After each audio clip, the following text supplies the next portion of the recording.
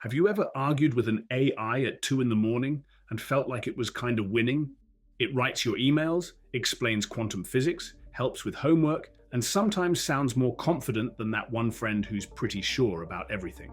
Those chatbots, code assistants, and essay generators, they're all powered by the same core idea: large language models. Today, we're going to crack that open and see what's actually going on under the hood. By the end of this video, you won't just be saying it's like smart autocomplete. You'll be able to explain what a large language model really is, how it's trained, why it feels so human, and why it still makes spectacularly dumb mistakes. I'm Dr. Dude. Let's abide and get in it. So why should you care what a large language model is? Because right now, these things are quietly sliding into almost everything. They help write news articles and marketing copy. They summarize legal documents and medical notes. They answer customer support chats. They write code, debug code, and sometimes write bugs with incredible enthusiasm. They even help design other AI systems. If you're watching this, there is a very high chance that in the next few years, you'll either use large language models every day, work with people who depend on them, or be impacted by decisions that were drafted by them. And here's the weird bit: they can sound shockingly intelligent, but they don't think or understand the way we do. So in this video, we're going to unpack 5 big questions. What exactly is a language model? How do large language models learn to talk like humans? What's actually happening inside the model when you type a prompt? Why do they sometimes seem brilliant and sometimes make stuff up? And what does that mean for how we should and shouldn't use them? If you've seen my video on artificial neural networks, that's the foundation. Large language models are what happen when you take that idea, turn the dial to ridiculous, and feed it the internet. Let's start with the simplest possible version. Imagine a game. I say a sentence, but I leave off the last word, and you have to guess it. The cat sat on the... You probably thought, mat. Congratulations, you're a tiny language model. What you just did is predict the next word based on all the sentences you've heard before in your life. A language model is basically a machine that plays this game over and over again. Given some text, what's the most likely next word? That's it. That's the core idea. A small language model might only predict the next word from a short context. A large language model does the same thing, but with a huge amount of context, a gigantic neural network, and an absurd amount of training data. So when you ask, what is a large language model? At the most basic level, the answer is, it's a giant neural network trained to predict the next piece of text over and over until it gets scary good at it. But to see why that becomes useful, we need to zoom in another step. Before a model can predict words, it needs a way to represent them as numbers. Computers don't understand cat or democracy or Dr. Dude as words. They understand numbers. So the first trick is something called tokenization. We take text and break it into little pieces called tokens. Sometimes a token is a whole word, sometimes it's part of a word, sometimes it's punctuation or even white space. Each token gets mapped to an ID, just a number. Then each of those IDs gets mapped to an embedding, a long list of numbers that represent that token in a kind of high-dimensional meaning space. Think of it like this. If you could take every word you know and place it in a huge 3D cloud where similar words ended up near each other, cat close to dog, king close to queen, run close to sprint. That's the idea of embeddings, except instead of 3 dimensions, we might use hundreds or thousands. Because of course we do, we're computer scientists. So step 1, text, tokens, vectors of numbers. Now that your sentence is a bunch of vectors, we can feed it into the neural network. Inside a large language model, that neural network is usually a type called a transformer. We're not going to dive into every last equation. This is YouTube, not a PhD thesis, but we can capture the essential idea. A transformer is really good at 2 things: looking at all the words in a sentence at once and figuring out which words should pay attention to which other words. This is called self-attention. Suppose the sentence is, the dog that chased the cat was very tired. If we're predicting the next word after was very, we need to know what was is referring to. The dog was very tired, not the cat. Self-attention lets the model do this. For each word, look at every other word and assign attention scores. How much each other word matters for understanding this one. So the word was might pay attention strongly to dog and tired, and less to random words like that and the. Each transformer layer takes your whole sequence of tokens, lets them look at each other through attention, mixes their information, and spits out a new set of vectors. Then we do that not once, not twice, but dozens or even hundreds of times through many stacked layers. At the end, the model uses all that processed information to predict a probability distribution for the next token. Token 1, 0.0003, token 2, 0.004, tired, 0.42, happy, 0.12, purple, 0.00001, and so on. During training, it learns to assign high probability to the correct next token. During generation, it samples from this distribution to decide what to actually output. That's how it writes text. But how does it get so good at this game in the first place? Let's talk training. Training a large language model is like giving a neural network the world's largest fill-in-the-blank workbook. You take an enormous amount of text, books, websites, code, articles, forum posts, all sorts of stuff. You chop it into sequences. For each sequence, you hide the next token and ask the model to guess it. At the very beginning, the model is basically guessing randomly. It's terrible. So what do? Same idea as in regular neural networks. The model makes a prediction. We compare that prediction to the true next token. We measure how wrong it was with a loss function. We use backpropagation and gradient descent to tweak all those millions or billions of weights. Just a tiny bit to make the loss smaller. Then we do it again and again and again across billions or trillions of tokens. Over time, the model gets really good at predicting likely next tokens in all kinds of contexts. Stories, explanations, arguments, jokes, code, recipes, poems, you name it. It starts discovering patterns like, if the sentence starts grammatically this way, certain structures should follow. If a paragraph is explaining physics, these words and concepts tend to appear together. If someone asks a question, often what follows is an answer. If code starts with this library import, these functions often follow. All of that gets squeezed into the model's weights. Remember the idea from the previous video, neural networks as pattern compression machines? A large language model is that applied to text at ridiculous scale.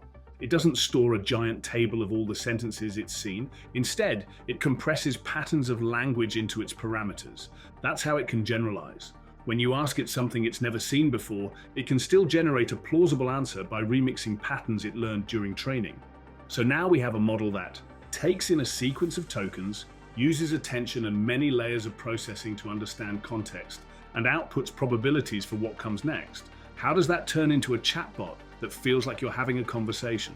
This is where prompting comes in. When you type something like, explain black holes like I'm 5, that entire string of text is turned into tokens and fed into the model as context. The model doesn't see user and assistant the way you do, it just sees a long sequence of tokens. From its point of view, your message is the setup, and it needs to predict the next tokens that should follow in that kind of situation.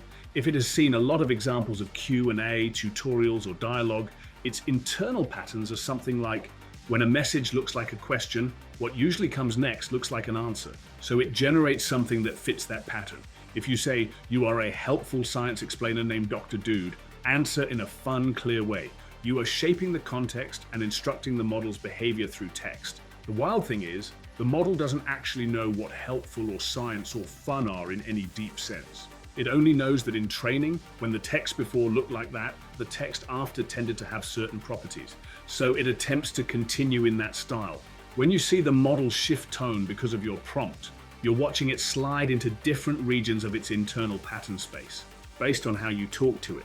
This is why prompting matters so much. You're not giving it a set of rules. You're nudging it into a region of behavior it already learned. But if it's just predicting the next word, how on earth does it manage complex reasoning, multi-step answers, or writing working code?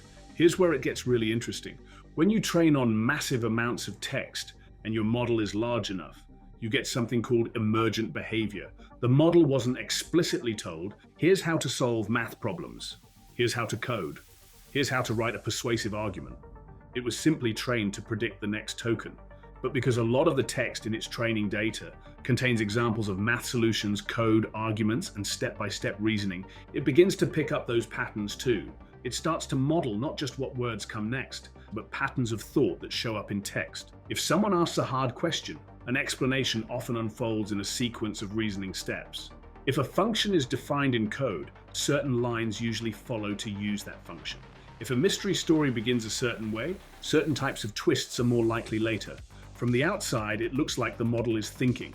Inside, it's still just next token prediction, but in a very, very rich space of patterns. You might say, explain why the sky is blue, think step by step. And the model will generate a sequence of steps, because it has seen that think step by step is followed by explicit reasoning in the data. This is also why large language models can be inconsistent. Sometimes they nail a complicated task. Other times they faceplant on basic facts. They're not logically proving things from first principles. They're sampling from patterns of human written text that look like reasoning, which brings us to the dark side of hallucinations. A hallucination is when the model confidently makes something up. You ask, who won the Nobel Prize for inventing blue bananas? There is no such prize, but the model doesn't know that. Its job is not tell the truth. Its job is continue this text with something that fits the pattern. You have asked a question that looks like legitimate questions it has seen, questions where a real person and a real prize existed. So it will often fabricate an answer that fits that pattern. This prize was awarded to Dr. Banana McBlue in 1998, or something equally cursed. From the model's point of view, it has done a perfect job. Your question looked like many questions, and most of those have well-formed answers, so it generated a well-formed answer. There's nothing in the basic language modeling objective. That tells it, wait, check reality first. It has no live connection to the world. Unless it's been specifically wired to tools or databases, it's just working from its internal pattern library. The same pattern problem shows up with bias. If the training data has biased language, stereotypes, or unfair associations, the model can learn and reproduce those patterns too. This doesn't mean it believes those things. It just means they were statistically useful for predicting text in its training data, and that can be very harmful when deployed at scale. So we have this incredibly powerful tool that can speak in full paragraphs, code in multiple languages, and produce explanations on almost any topic. But it fundamentally does not know what is real, and it does not have built-in ethics or common sense.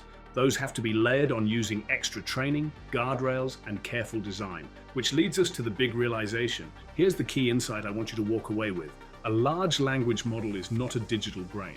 It is a gigantic trained pattern machine that has learned the shape of human language at scale. It doesn't think in the way you think. It doesn't understand the world the way you understand the world. But it does encode a huge amount of structure about how humans talk about the world. That distinction is everything. On one hand, that's amazing. It means we can build tools that help people write, learn, translate, code, and explore ideas faster than ever before. It means a student can get an explanation at any time of day. It means a small team can build things that used to require an entire company. On the other hand, it means if you treat an LLM like an all-knowing oracle, you will be misled. If you assume that something is true just because the AI said it in a confident voice, you will get burned. The emotional payoff here is this. Once you understand what large language models really are, they become less magical and more useful. You stop expecting them to be wise. You start using them as powerful but limited tools, kind of like a supercharged calculator for language. And you realize something else. The real intelligence isn't just in the model. It's in the combination of you plus the model. You bring goals, values, judgment, and lived experience. The model brings pattern recognition and language generation at ridiculous speed. Together, if you use it well, you can do things neither of you could do alone. That's the real power. So let's wrap this up. What are large language models? They're huge neural networks, usually based on transformers, and trained on massive amounts of text to predict the next token in a sequence. They work by turning text into tokens and embeddings, passing those through many layers of attention and transformation to understand context, producing a probability distribution over possible next tokens, and sampling from it to generate text. They learn by playing an enormous fill-in-the-blank game across internet-scale data, guessing the next token, measuring how wrong they were, and adjusting their weights over and over, until they get very good at modeling patterns of language. They seem intelligent because human language contains patterns of reasoning, explanation, and problem solving. When an LLM learns those patterns, it can generate text that looks like thinking, but they have clear limits. They don't have direct access to reality unless you hook them up to tools. They can hallucinate facts. They can reflect and amplify biases in their training data.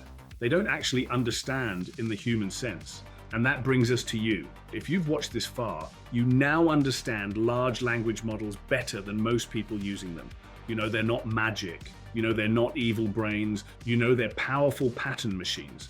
that need to be used thoughtfully. So the next time someone says, these AIs are basically alive now, or you can't trust them at all, you can smile and say, oh, it's more complicated. Let me explain.